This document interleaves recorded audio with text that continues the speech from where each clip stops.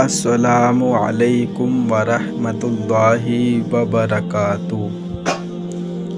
اگر وقت ہے تو چند لمحے رک کر یہ حقیقت سن لیجئے، کل نفس ذائقۃ الموت، ہر نفس کو موت کا مزہ چکھنا ہے۔ اس سے آپ کو معلوم ہو گیا ہوگا کہ بات کس چیز کے اوپر کی جا رہی ہے۔ جب میں مر جاؤں گا تو مجھے کوئی فکر نہیں ہوگی اور نہ ہی اپنے بے جان جسم کی کوئی پرواہ ہوگی، کیونکہ میرے مسلمان بھائی وہ سب کچھ کریں گے جو ضروری ہے، یعنی وہ میرے کپڑے اتار دیں گے، مجھے غسل دیں گے، مجھے کفن میں لپیٹ دیں گے، مجھے میرے گھر سے نکالیں گے اور مجھے میرے نئے مسکن قبر تک لے جائیں گے۔ بہت سے لوگ میری نماز جنازہ میں شریک ہوں گے، بلکہ کئی لوگ اپنی مصروفیات اور ملاقاتیں منسوخ کر دیں گے صرف میری تدفین کے لیے۔ یہ وہ لوگ ہوں گے جن میں سے شاید بہت کم نے کبھی میری نصیحتوں پر دھیان دیا ہوگا۔ پھر میری چیزیں ختم کر دی جائیں گی، میری چارپائی، میری کتابیں، میرا بیگ، میرے جوتے، میرے کپڑے، اور اگر میرے اہل عیال نیک ہوں گے تو وہ ان چیزوں کو صدقہ کر دیں گے تاکہ وہ مجھے فائدہ دے سکیں۔ یقین رکھیں کہ دنیا مجھ پر نہیں روئے گی، دنیا کا نظام نہیں رکے گا، معیشت چلتی رہے گی اور میری جگہ کسی اور کو نوکری مل جائے گی، میرا مال کو منتقل ہو جائے گا، جبکہ ان سب چیزوں کا حساب مجھ سے لیا جائے گا، تھوڑے کا بھی، زیادہ کا بھی، ذرہ ذرہ کا بھی۔ اور موت کے وقت سب سے پہلی چیز جو مجھ سے چھین لی جائے گی وہ میرا نام ہوگا۔ جب میں مر جاؤں گا تو لوگ کہیں گے جنازہ کہاں ہے، اور میرا نام نہیں لیا جائے گا۔ جب وہ میری نماز جنازہ پڑھیں گے تو کہیں گے جنازہ لاؤ، اور میرا نام نہیں لیا جائے گا۔ جب وہ مجھے دفن کریں گے تو کہیں گے میت کو قریب کرو، اور میرا نام نہیں پکاریں گے۔ لہٰذا مجھے میرے نسب، میری قوت، میرے عہدے اور میری شہرت پر کوئی غرور نہیں ہونا چاہیے۔ یہ دنیا کتنی حقیر ہے اور وہ حقیقت کتنی عظیم ہے جس کی طرف ہم بڑھ رہے ہیں۔ لہٰذا اے زندہ انسان، جان لو کہ تم پر 3 طرح کا غم کیا جائے گا۔ نمبر 1، وہ لوگ جو تمہیں سرسری جانتے ہیں کہیں گے بیچارہ۔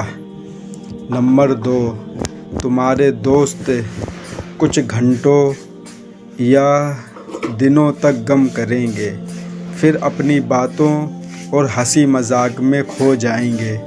نمبر 3، گہرا غم تمہارے گھر والوں کو ہوگا جو 1 ہفتہ، 2 ہفتہ، 1 مہینہ، 2 مہینہ یا 1 سال تک رہے گا، پھر وہ تمہیں یادوں کے گوشے میں رکھ دیں گے۔ تمہاری کہانی دنیا والوں کے لیے ختم ہو جائے گی اور تمہاری اصل کہانی شروع ہو جائے گی۔ تم سے چھن جائے گا حسن، دولت، صحت اور اولاد۔ تم گھر، محلات اور بیوی کو چھوڑ دو گے اور تمہارے ساتھ صرف تمہارا اعمال رہ جائیں گے، اور یہی حقیقی زندگی کی شروعات ہوگی۔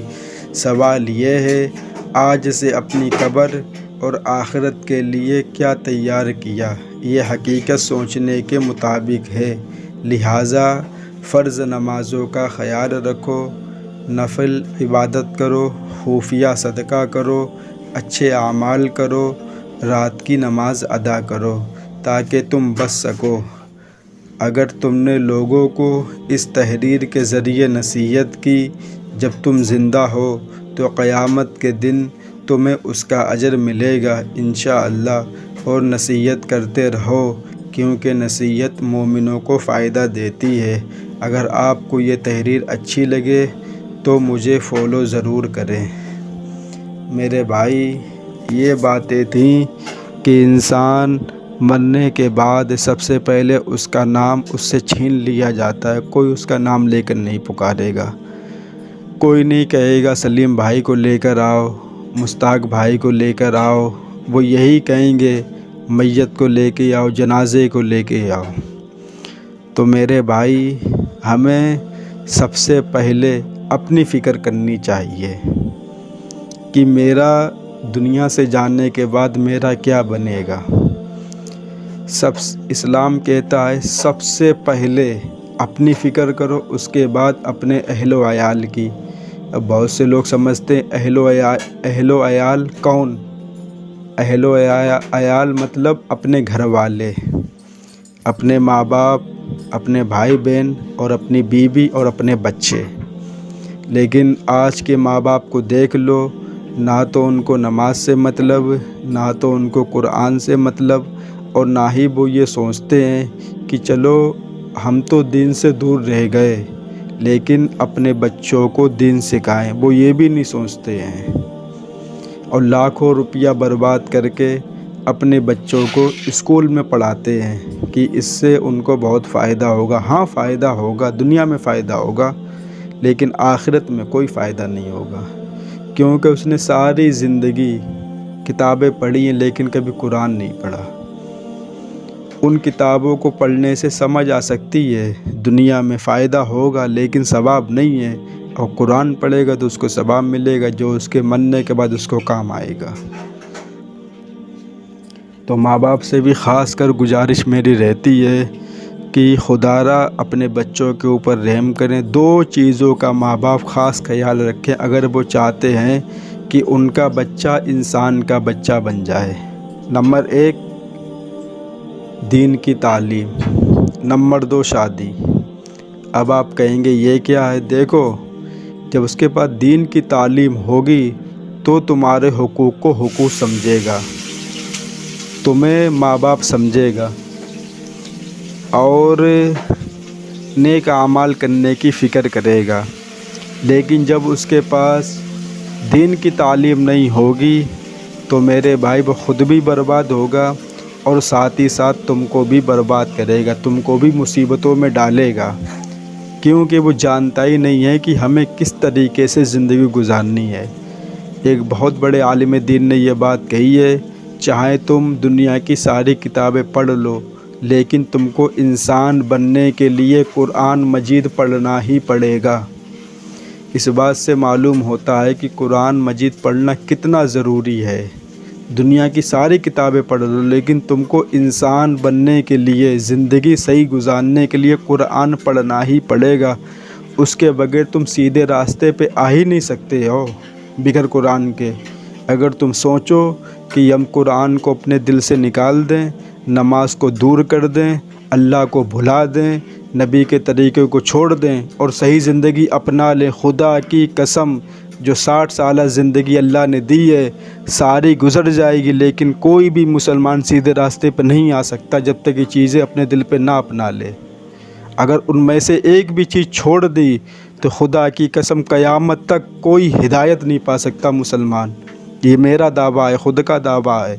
یہ چیزیں اسے اپنی زندگی میں لانے ہی پڑیں گی، قرآن، نماز، اللہ، رسول۔ اگر ان میں سے ایک بھی چیز چھوڑ دی اس نے تو سمجھو وہ غافل مسلمان ہے، ایمان اس کا مکمل نہیں ہے۔ تو میرے بھائی، یہ 4 چیزیں ہمیں اپنی زندگی میں لانی ہے، ہم بھی اپنی زندگی میں لائیں اور آپ لوگ بھی اپنی زندگی میں لائیں۔ اللہ تعالیٰ سے یہی دعا رہتی ہے کہ جو باتیں ہم بتاتے ہیں ہم یہ بھی دیکھتے کہ ہم اس پہ کتنا عمل کر رہے ہیں۔ جتنی توفیق اللہ نے دی ہے ٹوٹی پھوٹی اتنا عمل ہے۔ کوشش تو یہی رہتی ہے کہ زیادہ سے زیادہ ہم بھی عمل کریں کہ جس طریقے سے ہم باتیں آپ کو بتاتے ہیں اسی طریقے سے ہم بھی عمل کریں۔ میرے بھائی، آپ دین کی باتیں بتاتے رہیں، اگر اس دین کی باتیں سن کر کسی ایک انسان نے بھی عمل کر لیا، سب کی چھوڑو، صرف ایک انسان نے، تو میرے بھائی تمہارے لیے بہت فائدہ ہے، تمہارے لیے بہت فائدہ۔ اگر تم نے کسی کو ایک کلمہ سکھا دیا، صرف ایک کلمہ، اور وہ پڑھنے لگا تو میرے بھائی تمہارا بہت فائدہ ہے۔ اگر تم نے نماز کسی کو سکھا دی اور وہ نماز پڑھنے لگا صحیح طریقے سے، میرے بھائی تمہارا بہت فائدہ اس میں ہے۔ جب پڑھے گا ثواب تم کو بھی ملے گا۔ کسی کو تم نے دنیاوی کام سکھاؤ گے تو فائدہ نہیں ہے۔ اللہ کہتا دین کے کام اگر کسی کو کچھ بھی سکھا دیا تم نے، میرا نام ہی تم نے سکھا دیا، اللہ اکبر سبحان اللہ، کچھ بھی کسی کو، اور وہ پڑھتا ہے تو فائدہ تمہارا بھی ہے اس میں۔ اسی لیے ہم کہتے ہیں مسلمانوں سے کہ کوئی بھی تم سے کچھ پوچھا کرے تو فوراً اس کو بتا دیا کرو، کیونکہ اگر تم نے اگر اس کو بتایا اور وہ بات اس نے یاد کر لی اور اس پہ عمل کرنا شروع کر دیا تو میرے بھائی تمہارا اس میں بہت فائدہ ہے، تمہیں ثواب ملے گا، اللہ دے گا تمہیں اجر اس بات پہ کہ تم نے میرے بندے کو ایک چیز سکھائی تھی جس کے ذریعے وہ اتنا بڑا مقام پا سکا ہے۔ تو میرے بھائی اللہ تم کو کیوں چھوڑے گا، تم کو بھی فائدہ دے گا اس چیز کا۔ تو میرے بھائی میرا کہنے کا مطلب یہی ہے کہ اپنے بچوں کو سیدھے راستے پر لاؤ۔ وہ قرآن، اللہ، رسول اور نماز کے ذریعے ہی سیدھے راستے پہ آ سکتے ہیں۔ اگر آپ نے ان کو ان چیزوں سے دور کر دیا، پھر آپ اپنی زندگی سے یہ نکال کر پھینک دیں کہ آپ کا بچہ کبھی سیدھے راستے پر آئے گا۔ آپ دیکھ لیں کہ جن بچوں کے پاس دینی تعلیم نہیں ہے وہ کیا کر رہے ہیں، وہ سب کی گرل فرینڈ ہیں، سب زنا کر رہے ہیں۔ ہم سب کی بات نہیں کر رہے ہیں، لیکن گرل فرینڈ رکھنا مسلمانوں کا کام نہیں ہے۔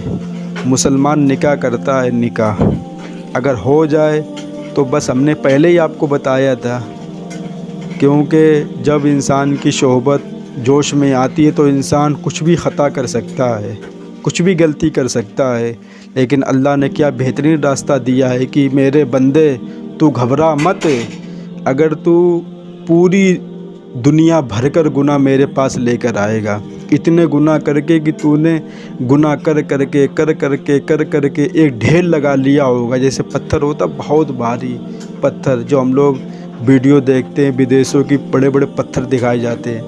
میرے بندے اگر تو گناہ کر کے پورے زمین کو بھر دے گا اور پھر بھی میرے پاس آئے گا، ہم تجھ کو معاف کر دیں گے،